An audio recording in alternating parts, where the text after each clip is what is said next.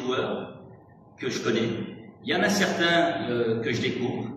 Il y a une politique qu'on va essayer de mettre en place qui est tout simplement d'amener des joueurs avec un potentiel et évidemment une valeur ajoutée à l'équipe nationale.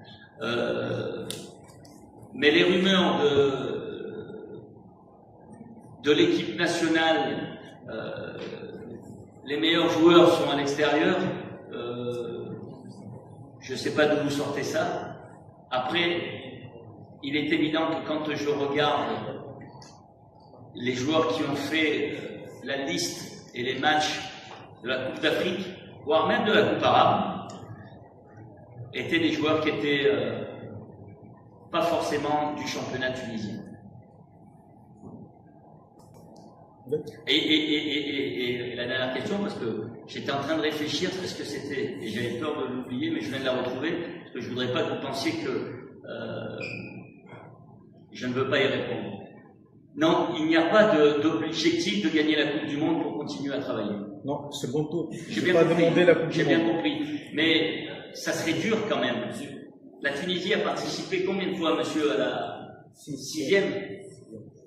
Est-ce que vous savez? Septième. Ça fait 6 fois. Et on n'est jamais sorti. Mais là, c'est une Coupe du Monde à 48. C'est vrai, mais c'est le meilleur troisième, et donc vous avez vu la poule qui est la nôtre. On n'a pas cette obligation-là, je tiens à vous le dire de manière très claire, mais comme je l'ai dit tout à l'heure, je ne suis pas ici pour travailler. Je suis ici pour rêver. Et mon rêve, il n'est pas de vous faire rêver en vous racontant des histoires. On n'est pas la meilleure équipe du monde. On est dans une poule où on va jouer les Pays-Bas, où on va jouer la meilleure équipe asiatique. Et l'équipe, que ce soit l'Ukraine, la Pologne, l'Albanie ou la Suède, sont quand même des équipes compétitives. On va essayer, nous, d'être compétitifs.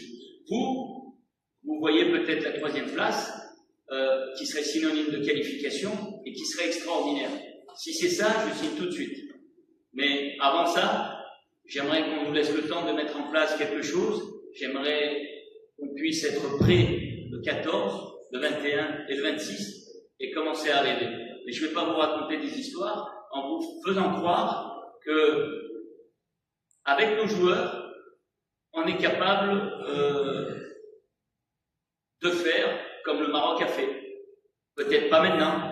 Et qui sait, dans le football, tout est possible. Mais ce qui est certain, c'est qu'on a besoin que nos joueurs soient compétitifs dans leur club, jouent dans des clubs, peu importe les championnats, mais des championnats compétitifs, et qu'ils soient compétitifs avec l'équipe nationale.